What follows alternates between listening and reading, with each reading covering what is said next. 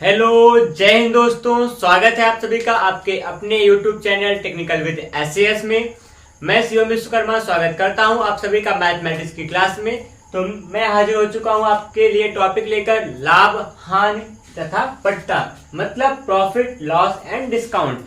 तो आज हम लोग इस टॉपिक पे चर्चा करेंगे, इससे संबंधित कुछ फॉर्मूले पढ़ेंगे, शॉर्ट ट्रिक पढ़ेंगे और फिर सवालें लगाई जाएंगी।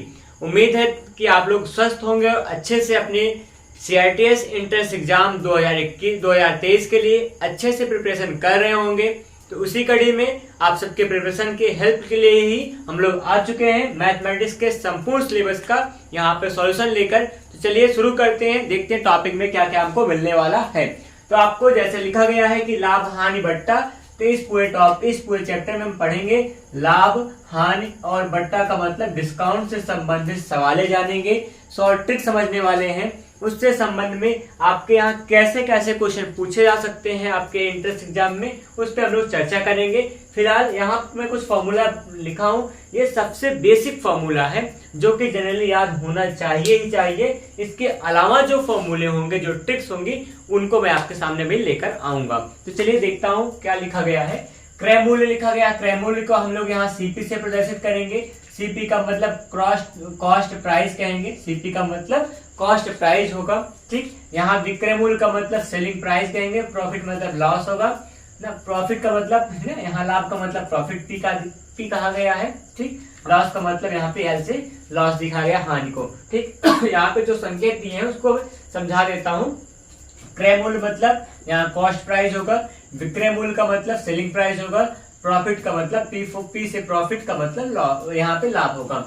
यहाँ लॉस का मतलब हानि, यहाँ लिखा सेलिंग प्राइस है। ठीक, ये कॉस्ट प्राइस है, यहाँ ये प्रॉफिट है, लॉस है। इस प्रकार से आपका P फॉर प्रॉफिट होगा, L फॉर लॉस, यहाँ पे ये कॉस्ट प्राइस होगा या सेलिंग प्राइस होगा, कुछ इस प्रकार से इसका फुल फॉर्म होगा। तो यहाँ लिखा फॉर्मूला में क्रय मूल्य बराबर विक्रय मूल्य माइनस लाभ होता है। ठीक, अगला फॉर्मूला आपके पास है, यहाँ पे क्रय मूल्य का हानि के रूप में क्या होगा, विक्रय मूल्य प्लस में हानि कहेंगे। यहाँ फिर लाभ का क्या होगा, लाभ का बराबर मतलब क्या होगा, लाभ बराबर यहाँ पे सेलिंग प्राइस का मतलब विक्रय मूल्य माइनस में क्रय मूल्य होगा, मतलब P equals to SP minus में CP, profit equals to selling price minus में कॉस्ट प्राइस कह सकते हो। आगे क्या लिखा है, यहाँ लॉस का मतलब सेलिंग, यहाँ cost price minus selling price हो जाएगा। प्रतिशत लाभ का मान निकालने का होगा, तो प्रतिशत लाभ कैसे निकालेंगे, प्रतिशत लाभ के लिए लिखा गया है, यहाँ पे जो भी आपको लाभ मिला होगा प्रॉफिट इंटू 100 अपॉन में यहाँ पर कॉस्ट प्राइस होने वाला होगा। यहाँ पे प्रतिशत हानि मतलब लॉस का मान निकालने के लिए क्या होगा, लॉस इंटू 100 अपॉन में कॉस्ट प्राइस यहाँ पे फॉर्मूला होगा। तो कुछ ये था बेसिक सा फॉर्मूला। इन फॉर्मूले के संबंध में हम कैसे सवाल लगा सकते हैं, यहाँ पर आपको बहुत आसान तो सवाल नहीं मिलने वाली है कि आप यहाँ पे 8th स्टैंडर्ड तक के सवाल लगाएंगे, इससे हल्का सा अप रहेगा। इसलिए यहाँ पे आपके सामने मैं सवाल लेके आता हूँ। चलिए सवाल पे करते हैं चर्चा। तो सवाल आपके सामने है, यहाँ पर समझने क्या वाले हैं। लिखा है कि किसी वस्तु को 360 रुपए में बेचने पर जो हानि होती है वह विक्रय मूल्य का 1/9 भाग होगा। ठीक है, उस वस्तु को बेचने पर कितने प्रतिशत की हानि होती है। सवाल को पहले समझते हैं क्या लिखा गया है। यहाँ पर कोई वस्तु है जिसको 360 रुपए में बेच रहे हैं, उसमें क्या हो रही है, हानि होती है। कितने की हानि होती है, जो विक्रय मूल्य था मतलब 360 था, उसका 1/9 जो भाग है वही आपके हानि का मान दिया गया है। पूछ रहे हैं कितने प्रतिशत की यहाँ पर हानि हो रही है। चलिए करते हैं शुरुआत, समझेंगे। सबसे पहले निकालेंगे हम लोग हानि का मान निकालेंगे। हानि का मान कितना है, हानि का मान 360 रुपए का 1/9 भाग है, मतलब 360 हो जाएगा, इसका 1/9 का मतलब 9 चौके 36 का मतलब बन जाएगा आपका 40 हो जाएगा। मतलब 40 रुपए की क्या होती है, हानि होती है। 40 रुपए की हानि है, इसका मतलब क्या हो जाएगा, क्रय मूल्य निकाल लीजिए।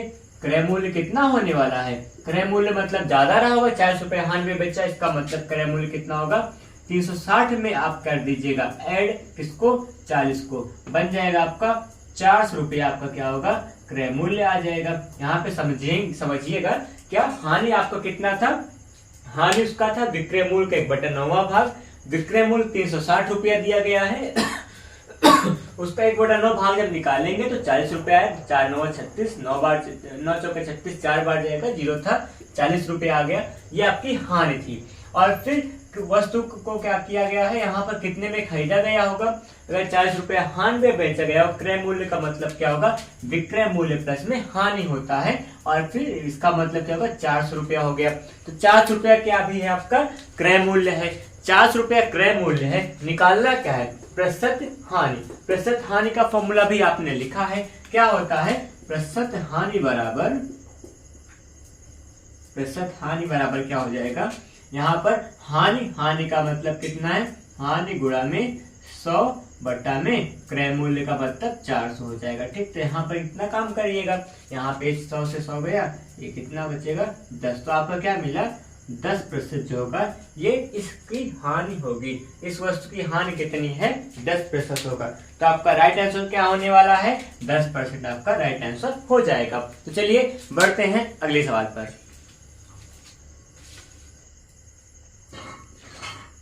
तो अगले सवाल आप सबके सामने है। यहाँ पे सवाल पे हम लोग करने वाले हैं चर्चा और करेंगे इसको सॉल्व। तो समझिए, यहाँ पर एक घड़ी को 3,390 रुपए बेचा जाता है। ठीक, उस पर जो लाभ प्राप्त होता है वह क्रय मूल्य कितना रुपया है, कितना परसेंट है, 13% है। मतलब घड़ी को बेचने पर जो लाभ होता है वो लाभ क्रय मूल्य का जो था वो 13% मान होगा। आगे क्या लिखा है, घड़ी को बेचने पर दुकानदार कितना रुपया लाभ प्राप्त किया। चलिए इसको बहुत आसान से लगाने वाले हैं, एकदम बहुत वही जो कॉन्सेप्ट था उसी बेसिक कॉन्सेप्ट को मानेंगे, एक्स मानकर लगाएंगे। किसी पद को एक्स मानकर ही लगाने वाले हैं। बहुत छोटा सवाल, इसलिए हम यहाँ पे बहुत खास ट्रिक नहीं इस्तेमाल करेंगे, इसको वैसे लगा दीजिएगा। तो मान लेंगे, क्या मानेंगे हम लोग यहाँ पर, मानने वाले यहाँ है कि माना क्या निकालना है। यहाँ पर हमारे पास एक बात तो यह भी है कि हमारे पास क्रय मूल्य नहीं है, तो माना जो क्रय मूल्य होगा, कॉस्ट प्राइस होगा, उसको मान लीजिएगा एक्स मान लेंगे। ठीक है, आप यहाँ पे क्रय मूल्य मतलब कॉस्ट प्राइस को यहाँ पे एक्स मानकर लगाने वाले हो। आगे क्या कर पाएंगे हम लोग, आगे यहाँ पर लगाने वाले हैं। देखिए यहाँ सवाल में यह लिखा है कितने रुपए का लाभ प्राप्त हुआ। आपको लाभ बराबर क्या होता है फॉर्मूला, क्योंकि आप जानते हो प्रॉफिट इक्वल टू लाभ बराबर क्या होगा, यहाँ पर सेलिंग प्राइस माइनस में कॉस्ट प्राइस हो जाएगा। ठीक, तो प्रॉफिट कितना होने वाला है, प्रॉफिट जो रहा, जो लाभ यहाँ सवाल में लिखा है कि बेचने पर जो लाभ प्राप्त होता है वो क्रय मूल्य का 13% है। तो लाभ आपको कितना दिया गया प्रश्न में, क्रय मूल्य का 13%। क्रय मूल्य का मतलब यहाँ पे कॉस्ट प्राइस कितना है, एक्स का 13% जो होगा वो आपका यहाँ पर आपका प्रॉफिट होने वाला है। इक्वल टू सेलिंग प्राइस कितनी है, सेलिंग प्राइस है कितने बेच रहा है, 3,390 रुपए बेच रहा है। कॉस्ट प्राइस कितनी है आपकी, कॉस्ट प्राइस आपके पास यहाँ पर एक्स थी। इसको करोगे सॉल्व, क्या हो जाएगा समझिएगा। यहाँ पे 13 का एक्स से 13x हो जाएगा, बटा में होगा 100, एक्स पॉजिटिव इधर आएगा, यहाँ निगेटिव इधर आएगा, पॉजिटिव होगा, इक्वल टू 3390। इतना कुछ मिला। इसको सिंप्लीफाई करिए, 100 का यहाँ पे x होगा, 100 यहाँ 100x आएगा प्लस 13, 113x होगा, बटा में 100 हो जाएगा, बराबर में 3390। इतना हो चुका है। अब 113 से आप इसको काटने वाले हो, कितनी बार जाएगा, अब यहाँ समझते हैं हम लोग। 113 से डिवाइड हो सकता है ना, हो जाएगा बड़े आराम से। देखिए x से 113 से अगर डिवाइड करेंगे कितनी बार जाएगा, 3 बार जाएगा। यहाँ पे एक जीरो बचा हुआ है, ये 30 हो जाएगा। x इक्वल टू कितना हो जाएगा, यहाँ 30 था, बटा में 100 है, मतलब क्या बन जाएगा 3000। x का मतलब 3000 बचेगा। 3000 का मतलब क्या हो चुका है, आपका ये कॉस्ट प्राइस आ चुका है। जो कॉस्ट प्राइस होगा वो कितना होगा, आपका 3000 रुपया होगा। मतलब कि 3000 रुपए में वो सामान को खरीदता है, 3000 रुपए में उसने सामान को खरीदा था, क्या थी वो घड़ी थी। ठीक, और बेचा कितने में है, 3390 में। तो आपका जो लाभ होगा, प्रॉफिट कितना हो जाएगा, प्रॉफिट यहाँ पे अगर करोगे तो देखिए 3000 का खरीदा है, 3390 में बेच दिया, प्रॉफिट कितना हो जाएगा 390 रुपए। तो आपका जो प्रॉफिट होगा उस दुकानदार का 390 रुपया होगा। उम्मीद है आपको सवाल समझ में आई होगी। अगर सवाल भी समझ में आपको आ रही हो और आप वीडियो में नए हो तो चैनल को सब्सक्राइब कीजिएगा और आप सपोर्ट कीजिए। आपके हर एक सपोर्ट हमको मोटिवेट करते हैं, हम लोग आपके लिए अच्छे से अच्छे काम करने के लिए प्रयास करते रहेंगे। आगे सवाल देखते हैं। अगले सवाल आपके सामने कुछ इस प्रकार होने वाली है। तो सवाल आप सबके सामने है। क्वेश्चन में क्या लिखा गया है, एक व्यापारी ने 6 दर्जन अंडे 1.50 मतलब 1.5 रुपए प्रति अंडा की दर से उसने खरीदा, ठीक है। फिर लिखा है कुल 10 अंडे क्या हो गए, खराब हो गए तथा वह शेष अंडों को 2 रुपए प्रति अंडे की दर से बेच दिया, उसे कितने प्रतिशत का लाभ हुआ। तो इस सवाल में भी प्रतिशत लाभ निकाला गया है, निकालने के बाद पूछा गया है, हम लोग निकालेंगे प्रतिशत लाभ। कैसे निकलेगा प्रतिशत लाभ आप समझिएगा। यहाँ पर पहले शुरुआत में आप इस सवाल में हम अपनी क्या बनाएंगे, पकड़ बनाने वाले हैं। देखिए लिखा व्यापारी ने क्या किया, 6 दर्जन अंडे 1.50 मतलब क्या होगा 1.5 रुपया प्रति अंडे की दर से खरीदा। यहाँ पर 6 दर्जन अंडे थे, अगर अंडों की संख्या 6 दर्जन है तो मतलब यहाँ पे अंडे की जो मात्रा है 6 दर्जन है, तो कुल अंडों की संख्या निकाल लेंगे हम गिनती में ना, यूनिट में निकालेंगे। तो 6 दर्जन बराबर क्या हो जाएगा आपका, 1 दर्जन 12 अंडे होंगे, 6 दर्जन में कितने हो जाएंगे आपके 12 छंग 72 अंडे हो जाएंगे। 6 दर्जन बराबर 72 अंडे क्या है मौजूद हैं हमारे पास, उसने इतना खरीदा था। एक अंडे का मूल्य कितना है 1.50, 1.5 रुपया, तो 72 अंडों का मूल्य निकालेंगे, लिख देंगे कुल मूल्य होगा, कुल मूल्य ऐसा लिख रहा हूँ, शॉर्ट में लिख रहा हूँ यहाँ पर मैं, कुल मूल्य जो हो जाएगा कितना होगा 72 का अगर आप 1.5 से गुणा कर दीजिएगा तो आपका कितना आ जाएगा, यहाँ पे सामने लिख कर दिखाता हूँ। यहाँ पे 15 का 2 से 30 हो जाएगा, 15 से 105 होगा, और फिर 105 और 3 108 होगा, इतना बनाएंगे और दशमलव पे लगा दीजिएगा तो 108 रुपया आपका आएगा। क्या होगा वो यहाँ पे 72 अंडों का मूल्य हो जाएगा। अब एक बात और, शर्त क्या है, 10 अंडे कुल क्या हो गए हमारे पास, खराब भी हो जाते हैं। 10 अंडे खराब हो गए तो क्या हो गए, बचे अंडे, बचे शेष अंडे कितने हो जाएंगे आपके पास, यहाँ पे चेक करेंगे, बचे शेष अंडे जो होंगे 72 थे, 10 खराब हो जाएंगे, कितने हो जाएंगे आपके पास बचे केवल 62 अंडे ही बचे हुए हैं। आप यहाँ समझिए शुरुआत में हमको क्या मिला है, 6 दर्जन अंडों का जो मूल्य होगा पूरा 108 रुपया होगा, मतलब उसने 108 रुपया से क्या किया, अंडे खरीदा था। तो ये आपका क्या है, आपका क्रय मूल्य होगा। आप इसको ध्यान देंगे, क्रय मूल्य आपको मिल चुका है पहले से, ठीक। आगे बढ़ेंगे तो क्या मिलेगा, आगे देखिए शेष बचे शेष अंडे कितने हैं 62 रुपए हैं, 62 अंडे हैं, और उसने बाद में किया शेष अंडों को 2 रुपए प्रति अंडे की दर से बेचा, मतलब एक अंडे का रेट रुपया कितना था 2 रुपया, और यहाँ 62 है तो कितना हो जाएगा, यहाँ पर मूल्य मतलब विक्रय मूल्य निकालना होगा, कुल मिलाकर विक्रय मूल्य लिख देंगे। विक्रय मूल्य कितना हो जाएगा, 62 अंडे थे, 2 रुपए प्रति अंडे के भाव से बेचा गया है। यहाँ पर 2 का 4, 2 छंग 12 मतलब 124 रुपया क्या होगा इसका विक्रय मूल्य हो जाएगा। कुल मिलाकर 124 रुपया विक्रय मूल्य हो चुका है। अब यहाँ पे देखिए क्या पूछा है, प्रतिशत लाभ पूछा है, तो आप क्या निकालते हैं, आपको पता होगा क्या, प्रतिशत लाभ बराबर क्या होगा, यहाँ पर लाभ लिखेंगे आप, लाभ मतलब प्रॉफिट इंटू 100 अपॉन में यहाँ पर कॉस्ट प्राइस लिखा करते हैं, मतलब यहाँ पे क्रय मूल्य होगा। तो आप हल कर दीजिए, लाभ कितना हुआ, यहाँ पे 8 था, 108 124 है, कितना लाभ हो जाएगा आप काउंट करिए, इसको इससे घटा लेंगे, मतलब लाभ बराबर क्या होगा विक्रय मूल्य में इसमें क्रय मूल्य हो जाएगा, ठीक। यहाँ पर कितना हो जाएगा आपका 16 रुपया लाभ होगा। देखिए घटाइए, यहाँ पे कितना बचेगा, और 16 रुपया लाभ मिलेगा, गुणा में क्या होगा 100 होगा, बटा का कितना आ जाएगा, यहाँ पे कॉस्ट प्राइस आपका मिला था कितना 108 रुपया। आप इसको सिंप्लीफाई कर सकते हैं, सिंप्लीफाई कैसे कर पाएंगे, अब यहाँ हम लोग इसको काटेंगे, 16 का 4 से काट दीजिए, 4 का 4 चौके 16 होगा, 4 से कटेगा तो कितना बच जाएगा, 4 दूना 8 होगा, और 2 28, 4 से 28 होगा।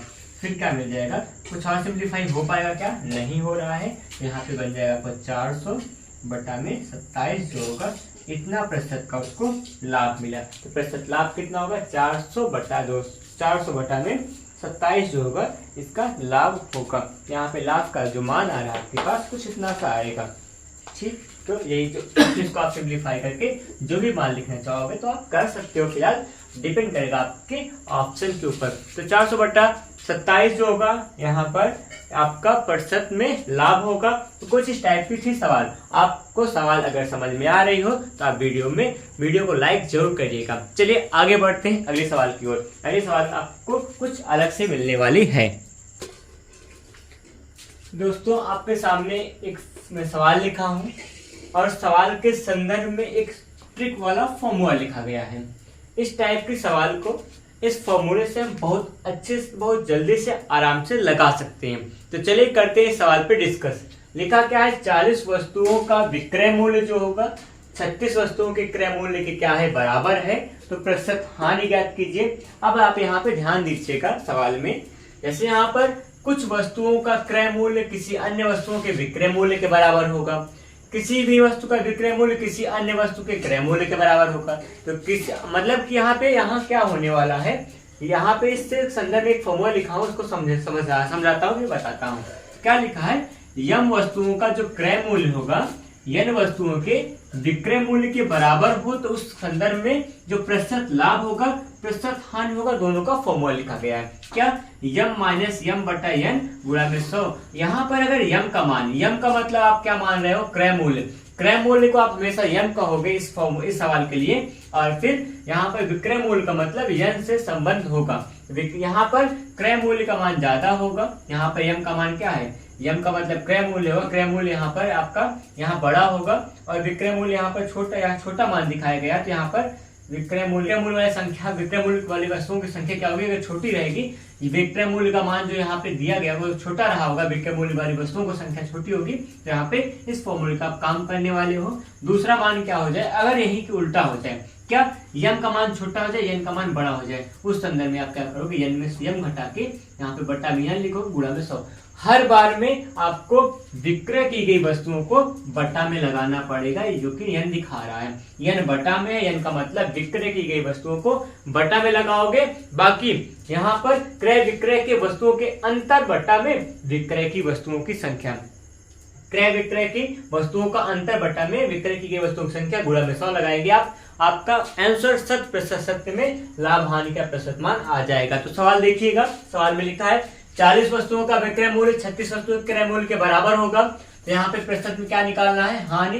प्रतिशत में लॉस बराबर क्या हो जाएगा, इनका अंतर कितना हो जाएगा, आपके पास अंतर होगा 4 बटा में विक्रय का पूछा ना, हर में क्या होगा, विक्रय का होगा, विक्रय के लिए क्या किया गया 40 होगा, 40 गुणा में क्या हो जाएगा 100, यहाँ 0 से 0 कटेगा, ठीक। आगे क्या बनेगा, 4 4 खत्म, बराबर क्या हो जाएगा 10% क्या होगा इसका हानि होगा। तो हानि कितना आ गया, यहाँ पर 10% आपकी हानि का उत्तर आएगा। तो हानि का मान आपका कितना आ जाएगा, 10% हो चुका है।